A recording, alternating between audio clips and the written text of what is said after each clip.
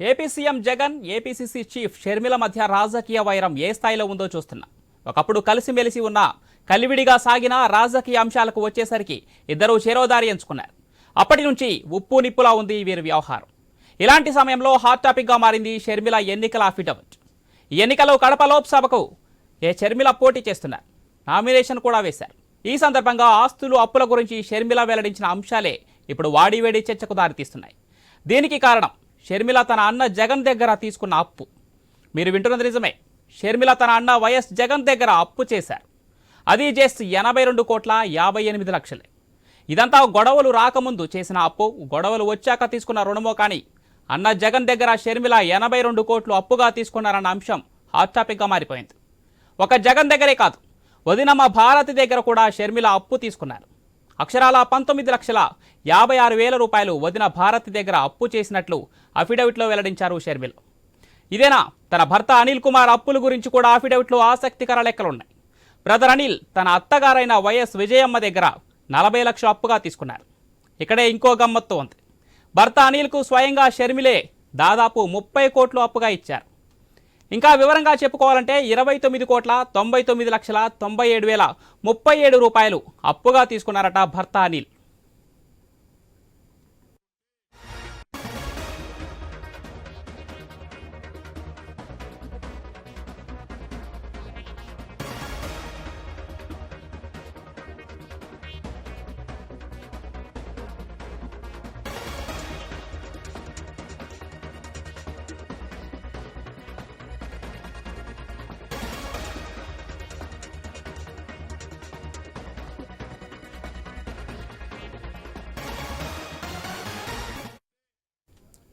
APCC chief Sharmila affidavit గురించి మరింత సమాచారం మా కడప ప్రతినిధి శ్రీనివాస్ ఫోన్ లైన్ అందిస్తారు.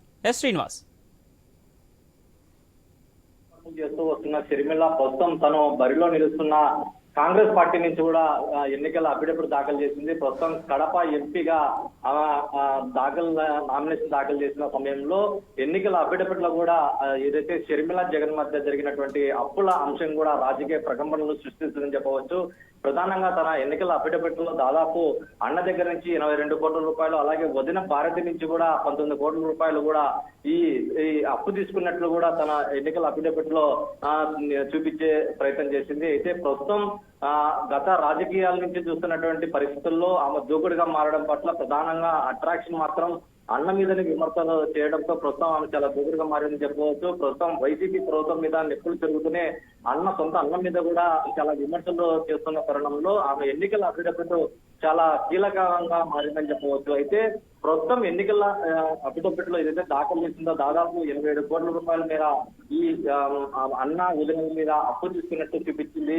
ప్రస్తుతం రాజకీయాలలో ఎటువంటి ప్రకంపనలు సృష్టిస్తుంది, లేదంటే వైసీపీ అధిష్టానం దీని మీద మాట్లాడే ప్రయత్నం చేస్తుందా, కౌంటర్ అటాక్ చేస్తుందా అనేది కూడా చాలా ఆసక్తి మారింది. ఇప్పటి వరకు గత ఎన్నికల నోటిఫికేషన్ వచ్చినప్పటి నుంచి కూడా చాలా స్పీడప్ చేసుకునింది షర్మిల. కడప జిల్లాలో దాదాపు ఏదైతే పార్లమెంట్ అభ్యర్థిగా ఉన్నటువంటి షర్మిల కూడా ప్రతి అణువణువు, గ్రామం, మండలం కూడా చాలా విస్తృతంగా పర్యటన చేస్తున్నారు. విస్తృతంగా పర్యటనలో కూడా చాలా రాజకీయ విమర్శలతో పాటు వివేక హత్య కేసు మీద కూడా చాలా ఘాటుగా విమర్శలు చేశారు. ప్రస్తుతం ఇదంతా ఒకే తగిన తన అన్న దగ్గర తన అన్న షర్మిల అలాగే అన్న మీద జరిగినటువంటి అప్పుల అంశం కూడా చాలా విమర్శలకు దారితీసే క్రమం ఉంది. అయితే ప్రస్తుతం జగన్మోహన్ రెడ్డి దాఖలు చేసే ఎన్నికల అఫిడవిట్ లో ఇటువంటి అప్పు ఏమన్నా ప్రస్తావిస్తారా లేదా అనేది కూడా చాలా ఆసక్తిగా మారిందని చెప్పవచ్చు. అయితే శ్రీనివాస్, తన భర్త అనిల్ కు కూడా షర్మిల అప్పు ఇచ్చినట్లు చెప్తున్నారు. దీనికి సంబంధించి అలాగే అనిల్ విజయమ్మ దగ్గర అప్పు చేసిన సంగతి ఏంటి? అంటే తన భర్త మీద కూడా అప్పు ఉన్నట్లు చెప్తుంది. దాదాపు అంటే విజయమ్మ దగ్గర నుంచి 40 లక్షల రూపాయలతో పాటు మరో 2-3 కంపెనీలు కూడా పేర్లు ప్రస్తావించింది. సొంత భార్యనే భర్తకు కూడా అప్పించినట్టు చెప్తుంది. అయితే దాదాపు 29 కోట్ల రూపాయల మేర ఇచ్చినట్టు చెప్తుంది.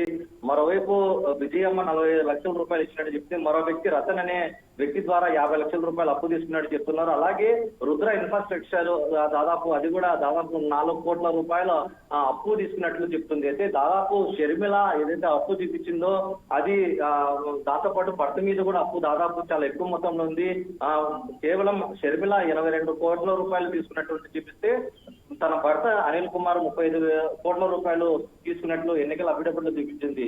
అయితే మొత్తం మీద కుటుంబంలోనే ప్రస్తుతం మొన్నటిదాకా కలిసిమెలిసి తిరిగినటువంటి వైఎస్ఆర్ కుటుంబంలో ప్రస్తుతం రాజకీయ విమర్శలకు ఇరు పార్టీలు చెందినటువంటి కాంగ్రెస్ వైసీపీ పార్టీల నుంచి కూడా ఇటు అన్నా చెల్లెలు బరిలో నిలుస్తున్న నేపథ్యంలో ప్రస్తుతం ఈ అప్పుల అంశం కూడా చాలా ఆసక్తిగా మారింది చెప్పవచ్చు. రాజకీయ విశ్లేషకులు సైతం కూడా ఊహించిన పరిణామంగా చెప్తున్నారు. అయితే మొదటగా కడప పార్లమెంట్ అభ్యర్థిగా కాంగ్రెస్ పార్టీ నుంచి కూడా తను బరిలో ఉన్నప్పటికీ పెద్దగా రాజకీయ విమర్శలు చేస్తున్నటువంటి షర్మిల ప్రస్తుతం అన్న వదిన దగ్గర నుంచి కూడా దాదాపు 22 కోట్ల రూపాయలు ఇలా అప్పు తీసుకున్నట్టు, దాంట్లో తల్లి విజయమ్మ దగ్గర నుంచి తన భర్త అప్పు తీసుకున్నట్టు చెప్పడం పట్ల చాలా విమర్శలు దారికి అవకాశం ఉంది. అయితే ఇది ఎంతవరకు నిజం అనేది కూడా ఆమె నోటించే వెల్లడించే అవకాశం ఉంది. ఎందుకంటే ఎన్నికల అఫిడవిట్ లో ఏ అంశమైనా పొందుపరిస్తే దానికి తప్పకుండా దానికి కట్టుబడి ఉండాలనేది ఒక నియమ నిబంధనలు ఉన్నాయి. ప్రస్తుతం తెలంగాణలో గతంలో కూడా ఎన్నికల అఫిడవిట్ లో చాలా బీఆర్ఎస్ వ్యక్తులు కూడా ఎన్నికల తప్పులు జరిగిన నేపథ్యంలో దాదాపు ఇప్పటికే